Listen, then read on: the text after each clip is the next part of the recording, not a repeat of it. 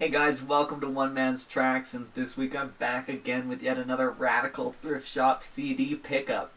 A couple of firsts for the channel, with this one here being the first EP that I'm covering, as well as the first hardcore band that I'm going to be going over today. First one I've just been lucky enough to find through my searches, and it's a band that came out of California in 2002 called Terror. The original lineup consisted of drummer Jett, bassist Matt Smith, alongside guitarist Eric Pressman and lead singer Scott Vogel. Vogel had just come from Buffalo after getting his start in the hardcore scene with bands like Slugfest, Despair, and Buried Alive throughout the 90s. The group has gone through quite a number of lineup changes over the years, even having a change in lineup between the formation and the release of their very first EP. This is that EP that was originally released through Bridge 9 Records in 2003, but then they signed to Trustkill and they re-released it in 2005, and they'd already gotten a new bassist by that time, and so when they tacked on a live performance from Tokyo of this EP, it had once again another lineup change. This is Terror's Lowest of the Low. Like the name suggests, this is a pretty intense, thrash-filled, in-your-face project, and as loud and as brutal as their sound can be, the message beyond the frustration is generally an honest plea for people to be better. They've got such a no bullshit approach to song making, with the vocals screamed as loud as humanly possible in order to be heard above the thunderous instrumentals they create. While hardcore does try its best to differentiate itself from the other scenes, there's no denying the similarities it has to underground hip-hop, punk, metal, and emo. They just have the similar attitudes, structures, bursts of emotion, focus on the lyricism while sometimes making it almost incoherent. They're all generally in similar formulas, but at the same time they all seem to have a sort of elitist attitude about their specific genre, and there's unfortunately not a ton of overlap in the communities. I think that's such a shame, because at the end of the day, don't we just want to have a great time at a live show? Yes, obviously there are some differences between the groups, but when you get down, breaking it to the core tenets of why people are there enjoying the music, you get avoid influence, break free, look for justice, be yourself, and just kind of lose a little bit of that energy that you've got pent up inside you. That get rowdy feeling that comes from this is present in a ton of those other genres that I brought up, and if that emotion's going to keep going, those movements are going to stay alive, I think we're going to have to dive into alternative communities that we're not entirely comfortable with. That's something I'm doing with this project, because I think the live music scene needs a big bump right now, and I need to introduce myself to a bunch of music to be able to enjoy all that live stuff that I'm going to go try to see.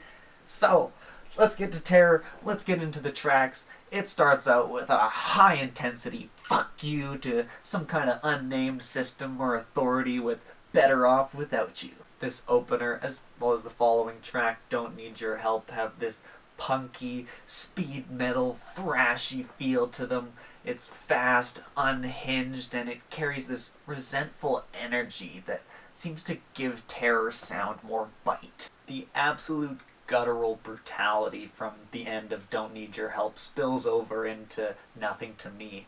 It's one of the longer cuts at over 2 minutes. Yeah, I understand it's pretty short, but it's ample time to get across the message of look inside your heart and don't be a follower. The intensity doesn't let up for a bit here, with Keep Your Distance relaying Scott Vogel's reasoning for screaming out the way he does in the first place, kind of feeling like he was born with nothing, never given anything, and therefore really never had anything to lose, and so he tells his family to keep their distance. And the following track, Another Face, kind of feels like his path through life's bullshit following his big declaration of independence. They actually do manage to slow down for a couple minutes on the track Push It Away, sort of reiterating the keep your distance feeling, but with a bit more swagger this time.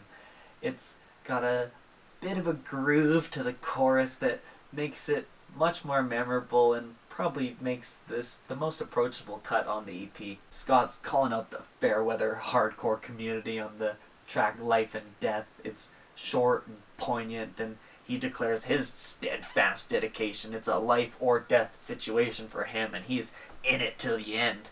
He has shown his dedication through how many years of hardcore music he's put out, at least 30 probably at this point. He then shifts his disgust towards essentially the whole world on the next track, What Have We Done? Now, like a title track ought to, Lowest of the Low explodes out of the gates and hits you with some of the quickest shredding on this EP. Then has a breakdown and actually slows down the tempo for a minute with some chunky, heavy guitar riffs and some reverberating shouting from Scott. It's surprisingly dynamic for a hardcore song, and it's certainly hard as fuck. I think the last 3 tracks on this EP might have been tacked on when they re-released it.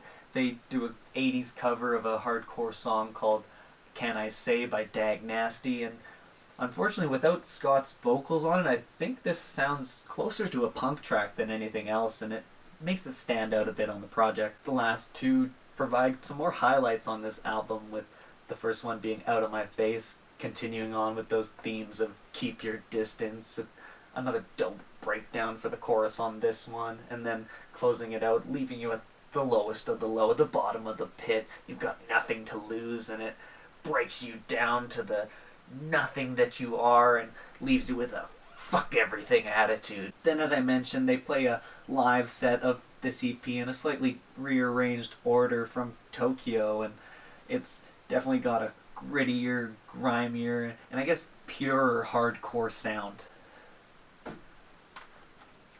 As messy as it is, it's quite a good kind of summation of what you can expect from a Terror album. If you get to see them live, that's something to look forward to, because this is a band that still had some experience going into the scene at the time when they started Terror, and they've managed to maintain that intensity, that vitality throughout 2 decades now.